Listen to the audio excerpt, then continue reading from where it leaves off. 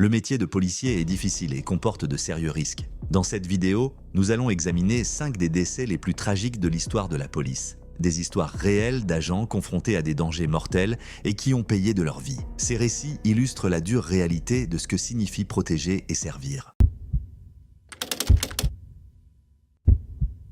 Le 26 mai 2022, à l'Académie de police de Los Angeles, située à Elysian Park, un centre de formation pour recrues et officiers expérimentés, un drame s'est produit. Parmi les participants se trouvait l'officier Houston Tipping, âgé de 32 ans, un vétéran respecté de 5 ans au sein du LAPD, connu pour son dévouement. Tipping travaillait comme patrouilleur à Devonshire et était également instructeur de vélo. Ce jour-là, une session d'entraînement de routine a pris une tournure tragique, soulevant des questions qui allaient ébranler le LAPD. Selon le département, les blessures de Tipping sont survenues lors d'un exercice de grappling. Il s'exerçait à une prise impliquant un bear hug, prise en étreinte, sur un autre officier lorsque les deux sont tombés au sol. Tipping a subi une grave blessure à la moelle épinière et a été transporté au centre médical USC du comté de Los Angeles. Malgré les efforts des médecins, il est décédé 3 jours plus tard, le 29 mai. Le chef du LAPD, Michel Moore, a qualifié le décès de Tipping de tragique accident et a exprimé ses condoléances lors de ses funérailles. Il a décrit Tipping comme une personne qui s'efforçait de rendre le monde meilleur. Cependant, l'histoire ne s'est pas arrêtée là. Quelques mois plus tard, la mère de Tipping, Shirley Huffman, a déposé une plainte pour décès injustifié contre le LAPD, alléguant que les blessures de son fils n'étaient pas accidentelles. Son avocat, Brad Gage, a affirmé que Tipping enquêtait sur une affaire sérieuse impliquant 4 officiers de la LAPD. Cette enquête, selon Gage, l'aurait mise en danger, d'autant plus qu'un des officiers accusés était apparemment présent lors de la session d'entraînement. En juillet 2021, Tipping avait rédigé un rapport sur une affaire impliquant des accusations contre des officiers en uniforme. L'un des noms figurant dans le rapport correspondait à celui d'un officier présent lors de l'entraînement. Gage a allégué que la mort de Tipping pourrait avoir été intentionnelle pour le faire taire et stopper son enquête. Une autopsie a révélé de multiples blessures, notamment 3 côtes fracturées, une lacération du foie, des hématomes sous-duraux et une blessure à la moelle épinière. La LAPD a déclaré qu'un appareil de réanimation mécanique avait causé les fractures des côtes, mais Gage a contesté cette version, citant des dossiers médicaux indiquant qu'aucun appareil de ce type n'avait été utilisé. Les professionnels de santé ont également décrit les blessures de Tipping comme compatibles avec un traumatisme contondant. Et une IRM a révélé des agrafes dans sa tête, signe de blessures non signalées. Un autre problème majeur concernait l'absence d'enregistrement vidéo. La LAPD a affirmé qu'aucune vidéo n'avait été réalisée pendant la session. Mais Gage a soutenu que ce type de formation était généralement documenté. L'absence de vidéo a alimenté les soupçons de dissimulation, rendant impossible la vérification du récit de la LAPD. Le cas de Tipping a mis en lumière des préoccupations concernant les comportements inappropriés au sein de la police. Gage a fait référence à une culture de silence où les officiers se protègent mutuellement pour éviter d'être tenus responsables. Ce code de silence a été associé à des scandales passés au sein du département. Des questions se sont également posées sur le timing. Si l'enquête de Tipping progressait, ces découvertes auraient-elles pu représenter une menace pour les officiers accusés? Et si oui, la session d'entraînement aurait-elle pu être un moyen de lui nuire ou de l'intimider? Huffman et son avocat ont réclamé une enquête indépendante pointant des incohérences dans le récit de la police et l'absence de preuves. Pendant ce temps, le département a maintenu que la mort de Tipping était un accident et a lancé une révision interne pour améliorer la sécurité des formations. La famille et les amis de Tipping se souviennent de lui comme d'une personne gentille et altruiste. Sa petite amie Britney et ses frères et sœurs, Kat et Tyler, ont parlé de son dévouement à aider les autres. En tant que donneur d'organes, Tipping a sauvé des vies même après sa mort, un geste que ses proches considèrent comme un reflet de son caractère. L'affaire de l'officier Houston Tipping reste non résolue. Était-ce un tragique accident ou quelque chose de plus délibéré? Alors que les procédures judiciaires se poursuivent, la vérité doit éclater au grand jour.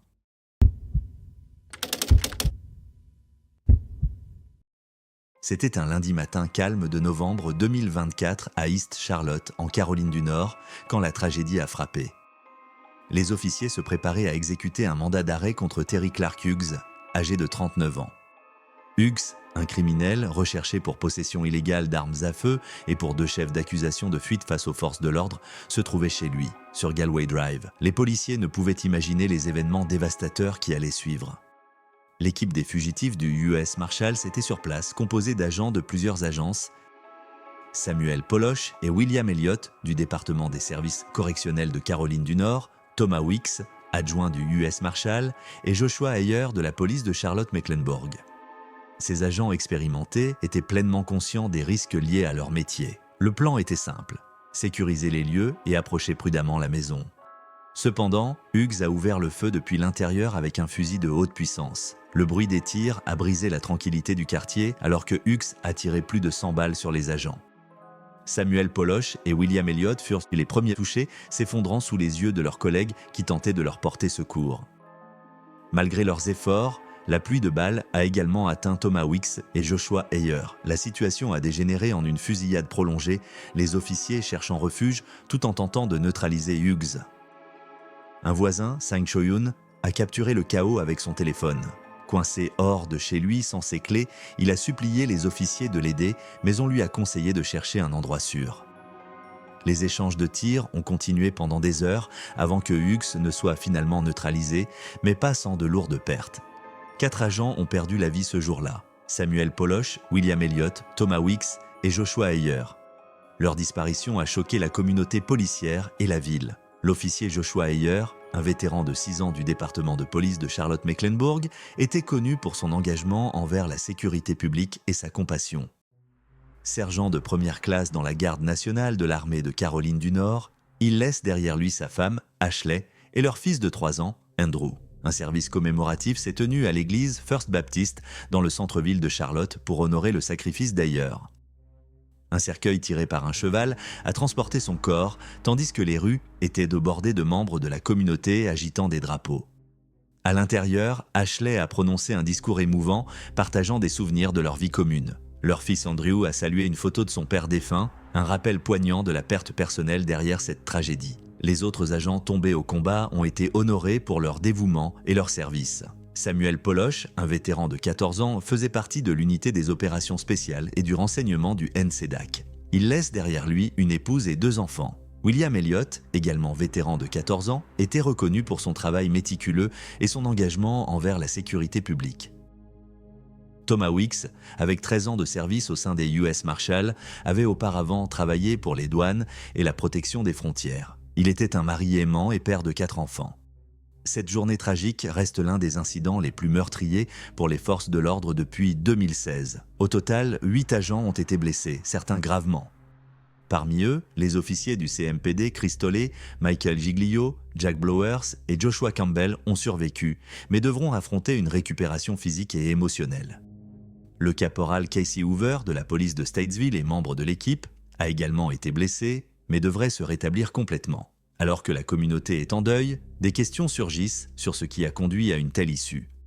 Cet événement aurait-il pu être évité ? Ces interrogations restent en suspens alors que les forces de l'ordre cherchent à améliorer les mesures de sécurité pour leurs agents et les communautés qu'ils protègent. Le sacrifice de Poloche, Elliott, Weeks et Heyer ne sera jamais oublié. Leur courage et leur dévouement sont un témoignage de leur service, laissant derrière eux un héritage d'héroïsme et d'engagement qui inspire leurs collègues et leurs proches.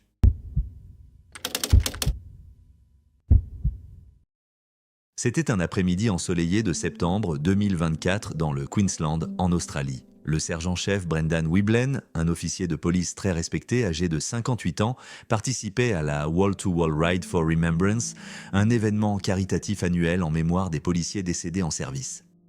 Brendan était un participant dévoué depuis des années, roulant en l'honneur de son ami proche, le détective senior constable Damian Leading, tragiquement décédé en service en 2011. Avec 28 ans de service au sein de la police du Queensland, principalement sur la Gold Coast, Brendan était connu pour son dévouement, son esprit vif et son sens du détail. Ce jour-là, il faisait partie des centaines de motards ayant quitté Brisbane pour terminer leur parcours à Canberra. Cet événement réunissait des officiers de tout le pays pour rendre hommage à leurs collègues disparus. Vers 15h20, près de Glen Innes, en Nouvelle-Galles du Sud, la tragédie a frappé. Brendan a tenté de dépasser un autre motard mais a perdu le contrôle de sa moto. Le véhicule a quitté la route et a plongé dans un fossé. D'autres participants et des témoins se sont précipités pour lui venir en aide, pratiquant la réanimation jusqu'à l'arrivée des secours. Malgré leurs efforts, Brendan a été déclaré mort sur place.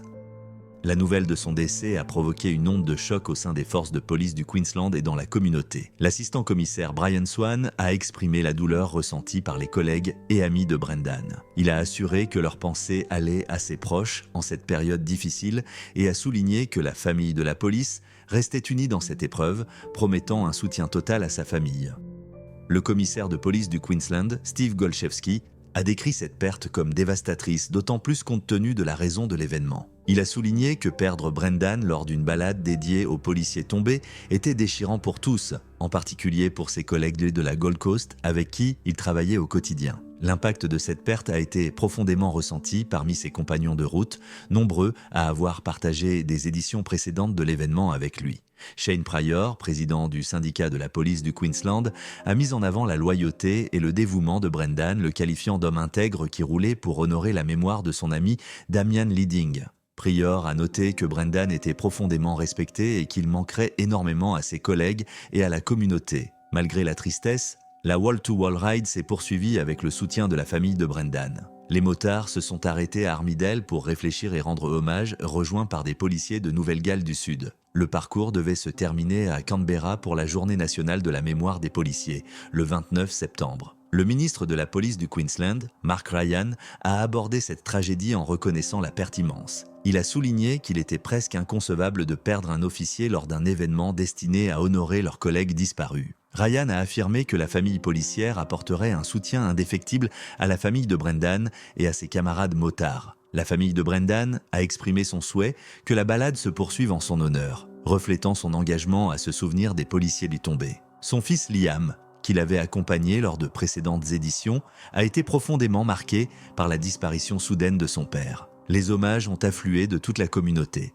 Bianca Stone, candidate libérale pour la Gold Coast, a partagé ses condoléances sur les réseaux sociaux, décrivant Brendan comme un homme exceptionnel, toujours aimable et prêt à rire. Elle a adressé ses sympathies à sa famille et à l'ensemble des forces de l'ordre. La carrière de Brendan a été marquée par un service exemplaire. Pendant ses 28 années dans la police, il a occupé de nombreux postes, notamment en tant que responsable du poste de Southport et chef des opérations du Central Patrol Group. En tant que représentant syndical de longue date, il a défendu le bien-être de ses collègues. L'assistant commissaire Swan a gardé un souvenir chaleureux de Brendan, soulignant que ses pairs le respectaient énormément pour son esprit aiguisé et son dévouement. Swan a insisté sur le fait que le service rendu par Brendan à la communauté ne serait pas oublié. Le premier ministre du Queensland, Stephen Miles, a exprimé son chagrin face à la perte du sergent-chef Brendan Wiblen lors de la wall-to-wall ride. Sur les réseaux sociaux, il a partagé sa tristesse et souligné que la volonté de Brendan d'honorer les autres reflétait son caractère. L'ensemble des forces de police s'est mobilisé pour soutenir la famille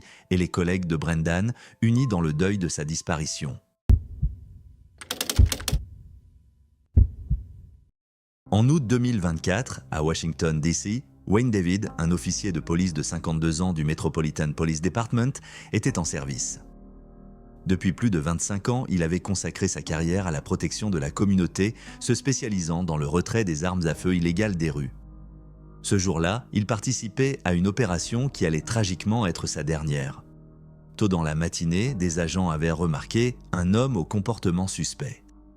Cet individu, identifié plus tard comme Tyrell Lamont Bailey, 27 ans, avait été vu sortant d'un véhicule pour jeter une arme à feu dans un égout pluvial avant de s'enfuir à moto.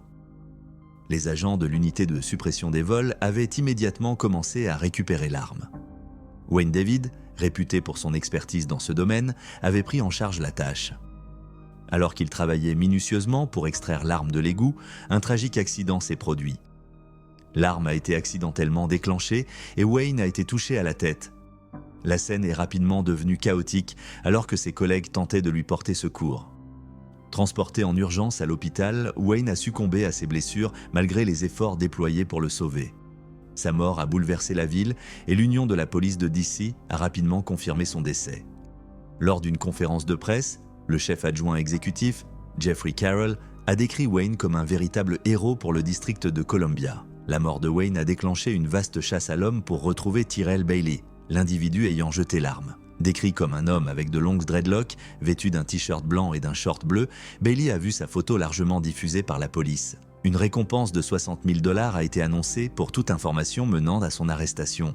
Une initiative conjointe entre le MPD, le FBI, l'ATF et le service des marshals des États-Unis. Alors que la communauté pleurait la perte de Wayne, les hommages ont afflué de la part de ses amis, de sa famille et de ses collègues. Sa fiancée, Kaliha Barber, était dévastée. Leur projet de mariage en avril ayant été tragiquement interrompu. Kaliha a partagé sa douleur, décrivant comment son rire, son sourire et ses câlins restaient de gravés dans sa mémoire, même si elle se sentait engourdie, comme si tout cela n'était qu'un rêve. Les funérailles de Wayne étaient prévues pour le 12 septembre au cimetière de Fort Lincoln, où reposaient également sa mère et ses frères et sœurs. Il laisse derrière lui 2 enfants et une ville en deuil, respectant profondément ses années de service. Après une recherche intense d'1 semaine, Tyrell Bailey s'est rendu au commissariat du 7e district. Il a été inculpé pour port d'armes sans permis, bien que des accusations supplémentaires liées à la mort de Wayne soient en cours d'examen. Les dossiers judiciaires ont révélé davantage d'informations sur les actions et le passé de Bailey. Il avait un historique d'infractions liées aux armes à feu et avait déjà purgé une peine pour une affaire de 2017. Le jour de l'incident, Bailey avait fui si rapidement qu'il avait abandonné ses chaussures avant de sauter sur la moto d'un inconnu. Il avait prétendu avoir été victime d'un vol et avait demandé de l'aide, convainquant le motard de le déposer dans le Maryland. Ce dernier, ignorant l'implication de Bailey, n'avait compris la vérité qu'après avoir vu les informations. Lors des funérailles de Wayne, la maire de DC, Muriel Bowser, et la chef du MPD, Pamela Smith, ont honoré sa mémoire. Un collègue officier l'a décrit comme l'incarnation même du service communautaire, mettant en avant ses efforts pour se connecter avec les jeunes, notamment en leur posant des questions éducatives dans les stations de métro. Wayne a également été honoré dans son église, la National Community Church, située dans le sud-est de DC. Le pasteur Ernest Clover l'a décrit comme un homme gentil et accessible, doté d'un grand cœur, qui mettait tout le monde à l'aise malgré son badge et son uniforme. L'enquête sur la mort de Wayne se poursuit, laissant des questions en suspens sur la manière dont une telle tragédie aurait pu être évitée. Et si l'arme avait été récupérée en toute sécurité, quelles mesures supplémentaires pourraient être prises pour empêcher la circulation des armes illégales? Le décès de Wayne David est un rappel des risques quotidiens auxquels les forces de l'ordre sont confrontées. Il souligne également l'importance d'aborder l'impact des armes illégales sur les communautés. Alors que la ville pleure et recherche la justice, l'héritage de Wayne en tant que serviteur public dévoué reste un puissant appel à l'action pour un avenir plus sûr.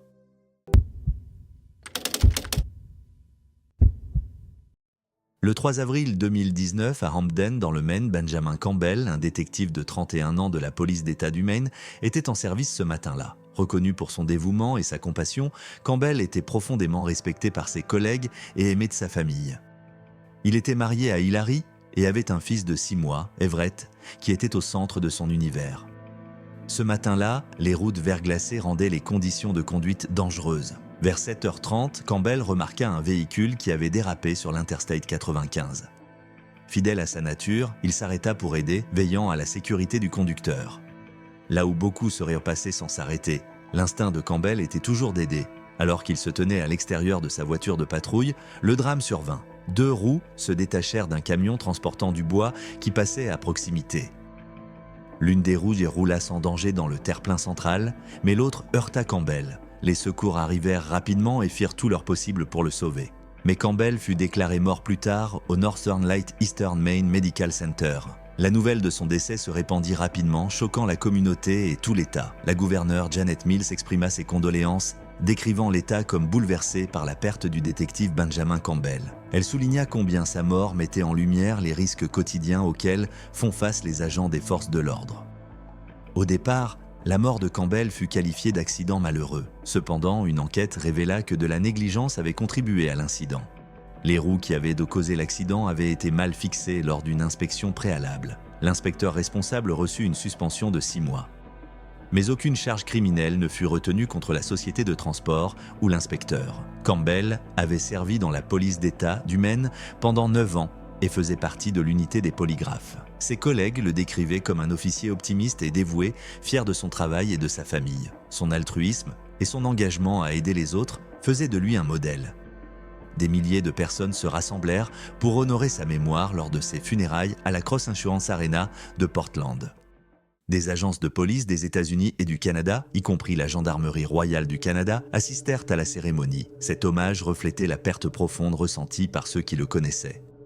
Le colonel John Coate, chef de la police d'État du Maine, prit la parole lors des funérailles pour souligner le caractère de Campbell.